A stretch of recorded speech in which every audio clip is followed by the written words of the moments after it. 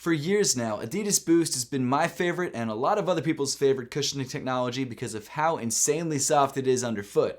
But it looks like Adidas is actually changing things up with Boost HD. PulseBoost? I thought this was called the Pure Boost. I've been calling it the Pure Boost all day. What's up everybody? I'm Seth Fowler and today I'm reviewing the brand new Adidas PulseBoost and comparing its Boost HD technology to standard Boost.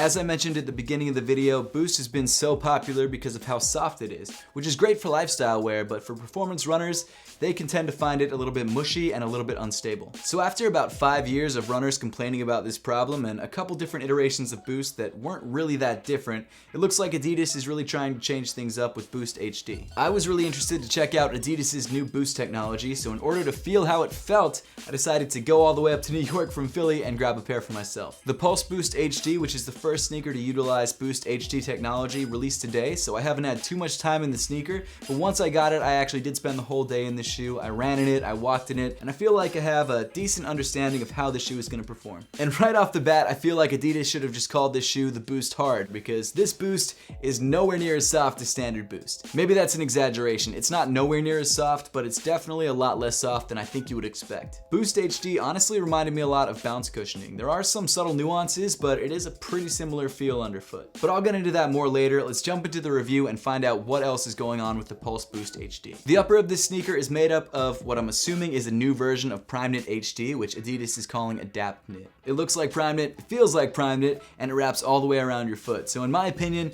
it's Prime Knit 360. I don't actually know what's different about it. The toe of the sneaker was very well ventilated, which I found to be a welcome addition, especially in today's crazy hot weather. The sides of the toe are reinforced by what looks to be just a pressed knit material. And beneath that area on the lateral side, you've got this interesting, really thin white line, which I'm not exactly sure why it's there. It could just be a thin TPU rail for added stability around the forefoot, which I'm inclined to think that it is. Moving up on the sneaker, you've got these nylon lace loops with laces that actually have 3M accents woven throughout. As we've come to expect from Adidas running sneakers, this shoe does not have a separate tongue. It's your standard one-piece sock-like construction. Just underneath the laces, you've got this huge nylon pull tab that's both, the same width as the ankle area and goes all the way down to the base of the tongue.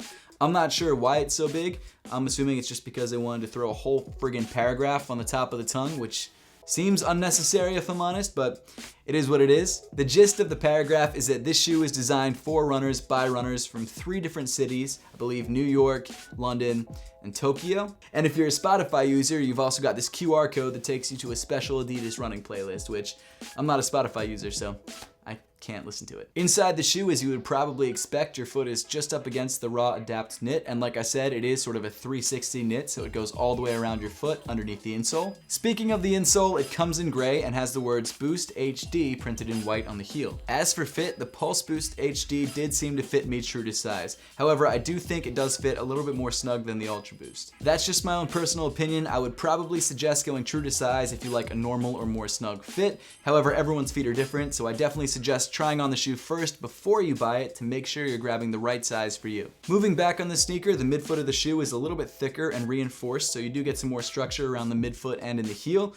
You've also got the Adidas 3 stripes in 3M. Moving around to the heel of the shoe, you've got an internal heel counter which does provide adequate lockdown. You've also got a more sock-like knit pattern, which is kind of boring in my opinion, but it's not the worst thing in the world. And then you've also got this weird sort of like pull tab tongue thing that's kind of popping out through the top. I'm not sure what the deal is with that. It functions fine and it works as a pull tab, so I can't complain. Then moving down on the shoe, we get to the part of the sneaker that you guys all probably clicked on this video for, the Boost HD midsole. Boost HD stands for Boost High Density, which means they probably used more Boost pellets when they made this midsole. And because they were using more pellets and cramming them into a smaller area, there's less room for expansion, which means this midsole is a little bit stiffer and a little bit more firm. The idea behind this new version of Boost is that you should get a much more stable ride while still reaping some of the benefits of Boost, like the softness and responsiveness. Comparing Boost High Density or Boost HD to Boost, The first thing you'll notice is of course the softness difference. Boost HD is noticeably firmer than Boost, and I think for lifestyle wear or just everyday wear, I'd probably still prefer Boost. I do think Boost HD did accomplish what Adidas was trying to do, which was make a more stable version of Boost, because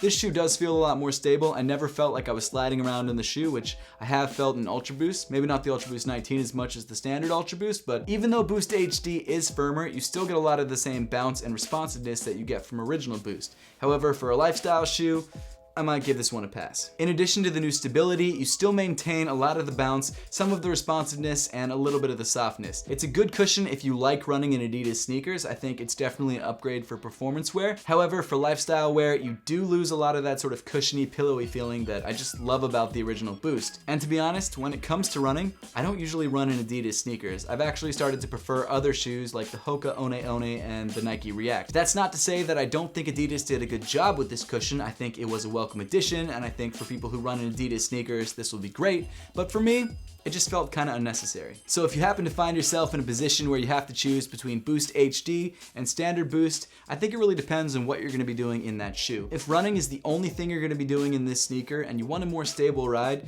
Boost HD is the way to go. However, if you're gonna be running in the sneaker just a little bit and you're mainly wearing it for lifestyle wear, or you're only wearing it for lifestyle wear, Boost is definitely the way to go. That said, Boost HD is still a very comfortable cushion. No, it's not as soft as Boost or React, but it's still something that you can easily wear all day, and if you prefer a more stable ride over something like Boost, even just for walking around, go with Boost HD. Visually, there were a few small differences between Boost HD and standard Boost, and that was mainly that Boost HD, at least in this particular colorway, comes in sort of a marbled white and gray, which is something I've never seen them do on standard Boost, so I'm wondering if maybe they've changed up the way they actually made the Boost pellets. Not only that, but because there's more Boost pellets in the midsole, it looks like they haven't actually expanded as much and haven't sort of molded together as much as they did in standard Boost. So there's a lot more cracks and lines where the Boost pellets haven't totally come together, which I don't think is a bad thing, and I don't think will cause any durability issues, but it's just something that I noticed. Oh, and of course they debossed the words Boost HD into the midsole, which I feel like I could have done without. Then moving to the bottom of the shoe, you've got this brand new gray and white Continental outsole. According to Adidas, this Continental outsole was digitally mapped for the best traction possible, so no matter what surface you're running on or what condition you're running in, you should be good to go. And actually, a kind of funny story about this sneaker is that when I first bought it in New York, it was bright and it was sunny outside. I was walking around on the sidewalks with no issues, and then all of a sudden, a torrential downpour started for like an hour, and it was crazy, crazy rain. There was like flooding and stuff like that, and the shoe held up. And then the other thing you might notice about this outsole is that it kind of curves up around the edges of the shoe, especially in the heel. And again, according to Adidas, that's to allow you to run more effectively in cities because you're changing directions on the fly. I don't know how helpful that is. I didn't really notice it when I was wearing the shoe, but it's a cool addition, I guess. At $140, the PulseBoost HD is mainly a running sneaker, and that's really only who I'd recommend it to, runners. I don't think it's particularly good looking. That said, I don't think it's a bad looking sneaker either. It's just kind of a standard shoe with a new cushioning technology, and that's the reason I grabbed it, because I was really excited to check out Boost HD. And if that's what you're into, and you've been waiting for a version of Boost that's firmer and more stable than standard Boost, this is a great way to go. But for everyone else out there who just buys Boost sneakers because it's comfortable, maybe give this one a pass. I would love to know your thoughts on the PulseBoost HD and whether it's a shoe that you're planning on picking up. So let me know in the comment section down below.